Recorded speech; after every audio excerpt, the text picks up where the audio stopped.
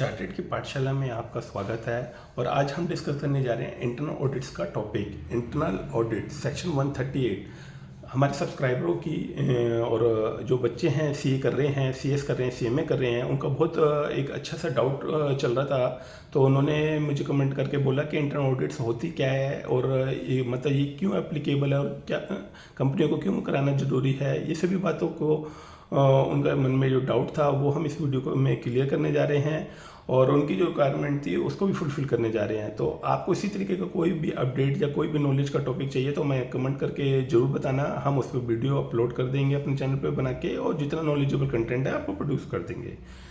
अब बात रहती है कि कंपनी एक्ट 2013 उसका जो सेक्शन 138 है वो इसको बताता है कि इंटरनल ऑडिट क्या होती है, कब एप्लीकेबल होती है, क्या होता है। तो मैं आपको पहले इस टॉपिक को डिस्कस करने से पहले मैं आपको बताना चाहूँगा, हम अपने चैनल पे इनकम टैक्स हो, जीएसटी हो, आरओसी हो, सभी के अपडेट्स अपलोड करते रहते हैं। आपको अपडेट रहना है तो हमारे चैनल को सब्सक्राइब करना ना भूलना और वीडियो को लाइक और शेयर करना ना भूलना। बिना किसी देरी के वीडियो स्टार्ट कर लेते हैं। इंटरनल ऑडिट्स होता क्या है, देखो मैं आपको पहले इंटरनल ऑडिट्स का बता देता हूँ। इंटरनल ऑडिटर होता कौन है, इंटरनल ऑडिट की थोड़ी सी आपको प्रोफाइल बता देता हूँ।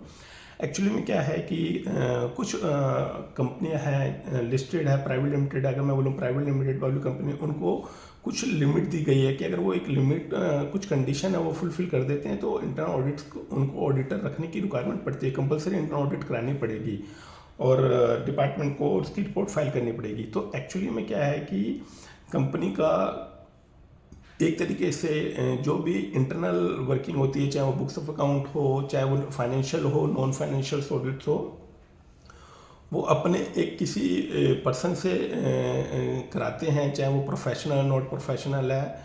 और उससे क्या है कि डेली बेसिस पे बोल सकते हैं एक इंटरवल के टाइम पे कि कि पूरे ऑडिट एग्जामिन से होते रहे और साथ के साथ डेटा वेरीफाई होता रहे और साथ के साथ चीज़ें चेंज होती रहें। तो हम डिस्कस कर लेते हैं एक बार इंटरनल ऑडिट सेक्शन 138। अगर आप देखोगे ये बोला गया है section 138 with rules 13 of the companies accounting rules 2014। तो जो कंपनी एक्ट 2013 है वो बताता है कि उसका सेक्शन 138 के इंटरनल ऑडिट्स के बारे में, और हम जो पढ़ेंगे rule 13 of the company accounting rule 2014 के साथ साफ साफ बोला गया है company required to appoint the internal auditors sub section 1 read with rules 13(1) of the company accounting rules 2014। Company को कौन कौन सी कंपनियों को रिक्वायर्ड रहता है इंटरनल ऑडिट्स के लिए कि उन्हें अपॉइंट करना ही करना है। तो देख लीजिए, जैसे कि मैं बोलूँ लिस्टेड कंपनी है, जो भी लिस्टेड कंपनी उसका टर्नओवर कितना भी हो उसको तो इंटरनल ऑडिटर्स अपना अपॉइंट करना ही पड़ेगा। अब मैं बात कर लेता हूँ अनलिस्टेड पब्लिक कंपनी की। इसकी कुछ कंडीशन दी गई है। वो कंडीशन क्या है, जैसे उनकी पेड शेयर कैपिटल 50 करोड़ और मोर हो, मतलब 50 CR और मोर, तो उन्हें रखने की रहेगी। टर्नओवर ऑफ 200 करोड़, टर्नओवर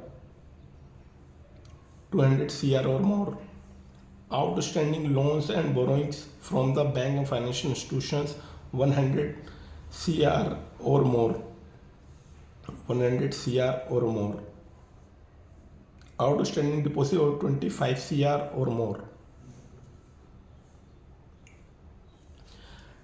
देखो लिस्टेड कंपनी के लिए बोला गया है आपको कोई कंडीशन नहीं देखनी है, उस पर तो इंटरनल ऑडिट अपॉइंट कराना है, क्योंकि देखो पब्लिक का पैसा लगा होता है। अनलिस्टेड पब्लिक कंपनी की बात करता हूँ मैं, तो इसमें साफ साफ बोल दिया उन्होंने कि भाई अगर ये कंडीशन फुलफिल हो रही है, चाहे पेड शेयर कैपिटल है 50 करोड़ या 50 करोड़ से ज़्यादा हो, टर्नओवर उसका 200 करोड़ से ज़्यादा हो, आउटस्टैंडिंग लोन बोरोइंग 100 करोड़ से ज़्यादा हो, आउटस्टैंडिंग डिपॉजिट 25 CR से उससे ज़्यादा हो, अगर इनमें से किसी भी कंडीशन फॉल करता है उसको इंटरनल ऑडिटर अपॉइंट करना ही पड़ेगा। अब बात कर लेते हैं हम, जो बेसिकली मेन क्वेश्चन बना रहता है बच्चों का डाउट कि प्राइवेट लिमिटेड, क्योंकि प्राइवेट लिमिटेड कंपनियां बहुत ज़्यादा हैं इस देश के अंदर और उनको क्या रिक्वायरमेंट है और कब उनको इंटरनल ऑडिट अपॉइंट करना पड़ेगा। एवरी प्राइवेट कंपनी के लिए क्या कंडीशन रखी गई है गवर्नमेंट ने, उसका जो टर्नओवर है वो 200 करोड़ से ज़्यादा होना चाहिए, 200 करोड़ होना चाहिए, तो उसको इंटरनल ऑडिटर की अपॉइंटमेंट की आवश्यकता है। दूसरा, आउटस्टैंडिंग लोन्स ऑन बोरिंग्स, अगर वो 100 CR और मोर इससे ज़्यादा है, मतलब इसके लिए सिर्फ 2 कंडीशन रखी गई है, टर्नओवर की 200 करोड़ से ज़्यादा हो और लोन बोरिंग्स की 100 करोड़ से ज़्यादा हो, तो पिक्चर आएगी किसकी, इंटरनल ऑडिटर अपॉइंट करने की। तो आपने बेसिकली क्लियर देख लिया होगा कि इंटरनल ऑडिट को अपॉइंट करने के लिए क्या कंडीशन रखी गई है। अगर आप इंटरनल ऑडिट की कंडीशन, जैसे कि लिस्टेड कंपनी है, उसके लिए बोल दिया गया है कि भैया तो 1 रुपये का भी टर्नओवर हो, चाहे कितनी भी आपने बोरिंग ली हो, आपको तो अपने इंटरनल ऑडिट करानी ही करानी है। दूसरा, अनलिस्टेड कंपनी के लिए कंडीशन डाल दी, प्राइवेट लिमिटेड कंपनी के लिए कंडीशन डाल दी। तो ये क्या हमने सीखा और समझा कि company required to appoint the internal auditor, company कब करेगी इंटरनल ऑडिट अपॉइंट, तो ये कंडीशन को पूरा करने पे। और आगे मैं आपको बताता हूँ कि कौन अपॉइंटमेंट होता है, कौन ये इंटरनल ऑडिट कर सकता है, कौन नहीं कर सकता है। देखो, इंटरनल ऑडिट की जो अभी हमने बात करी वो उसको समराइज वे में चार्ट है, ये पूरा समराइज कि company required to appoint the internal auditor, चाहे वो लिस्टेड कंपनी है, अनलिस्टेड पब्लिक कंपनी है, प्राइवेट लिमिटेड कंपनी है, उसको क्या क्या कंडीशन फुलफिल करनी है, और कंडीशन के बाद वो मैंडेटरी हो जाता है कि वो इंटरनल ऑडिटर अपॉइंट करेगी ही करेगी। अच्छा, इसमें एक नोट डाला गया है, क्या लिखा गया, कोई existing company covered under the any of the above criteria shell comply with the requirement of the section 138, मतलब अगर वो किसी भी क्राइटेरिया में किसी कंडीशन में फॉल करती है तो सेक्शन 138 से वो बाइंड हो जाएगी। और फिर लिखा गया है this rule with in a 6 month of commencement of the sub section, मतलब उसको 6 महीने के अंदर इंटरनल ऑडिटर अपॉइंट करना ही पड़ेगा और अपनी इंटरनल ऑडिट करानी ही पड़ेगी। अब बात करते हैं हम Who can be the appointed as an internal auditor?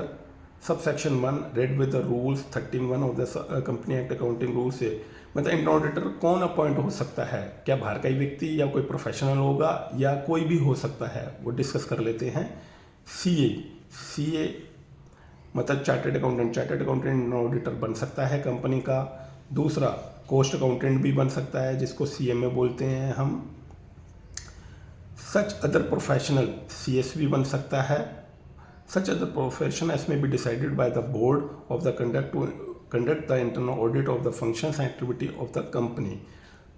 Specially बोला गया है जो CA है चाहे कॉस्ट अकाउंटेंट है, उसका मतलब क्या है, चाहे वो प्रैक्टिस के अंदर हो या ना हो, मतलब जॉब जो नॉर्मल बंदा है जो अपना COP लेके नहीं बैठा है, चाहे वो CEO CS हो और या CMA हो, वो अपना इंटरनल ऑडिट कर सकता है। The internal auditor may not be the employ of the company, मतलब इसका मतलब क्या हुआ कि कंपनी या तो बाहर की एक्सटर्नल एजेंसी कोई कॉन्ट्रैक्ट दे सकती है इंटरनल ऑडिट का, या फिर सीधा अपने लिए अपने एक परमानेंट एक एम्प्लॉय रख सकती है इंटरनल ऑडिट।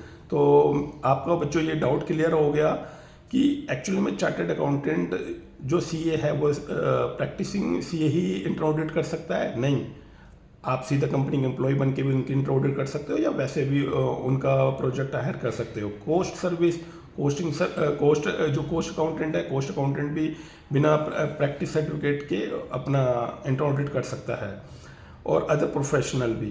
तो अल्टीमेट कुल मिला के आपको पता लग गया होगा कि इंटरनल ऑडिट्स की रिक्वायरमेंट क्या होती है। अब मैं आपको बता देता हूँ कि इंटरनल ऑडिट एक्चुअल में करता क्या है, उसकी एक सेपरेट वीडियो मैं बना दूंगा जो प्रैक्टिकल सिनेरियो को कवर करेगी। आज हमने थ्योरेटिकल कवर कर लिया कि भाई इंटरनल ऑडिट्स का एक्चुअल में इंटरनल ऑडिट अपॉइंट करने क्या कंडीशंस हैं और कौन कर सकता है। और इंटरनल ऑडिट होता कुछ नहीं है, वही अल्टीमेट साफ साफ लिखा गया है कि जो कंपनी के डेली फंक्शंस और एक्टिविटीज़ होती हैं उसकी मॉनिटरिंग करना, कंट्रोलिंग करना और चेक करते रहना टाइमली, ताकि कोई भी फ्रॉड कहीं भी फ्रॉड मतलब डिटेक्ट हो उसको कम से कम कर दिया जाए। बस अल्टीमेट ऑब्जेक्ट ये होता है। और इसका प्रैक्टिकल क्या है वो मैं आपको बताऊंगा, क्योंकि मैं खुद as a internal auditor appoint हूँ किसी ऑर्गेनाइजेशन में, किसी बड़े ग्रुप में, तो मैं आपको बता दूंगा। ठीक है सर।